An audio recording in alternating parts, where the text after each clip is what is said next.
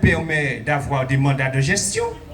La loi lui permet d'avoir différentes formes de régie, régie simple, régie à autonomie financière. C'est un peu technique ce que je vous dis là, mais c'est important de le dire. Et la loi lui permet d'avoir des délégations de services publics comme chez nous.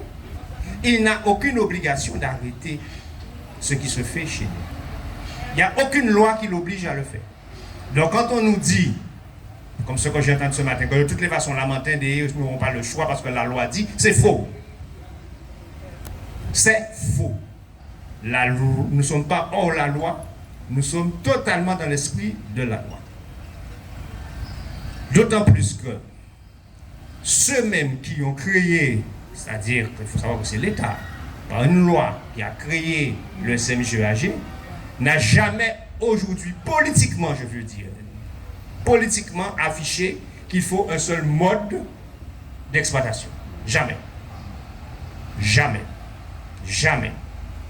Donc, ni sur le plan politique, ni sur le plan légal, on ne peut nous obliger aujourd'hui à mettre fin aux délégations de services publics. En aucun cas. Seule une volonté politique, et c'est pour ça que ce que j'ai annoncé là est important, seule une volonté politique du conseil syndical qui peut mettre fin à ça.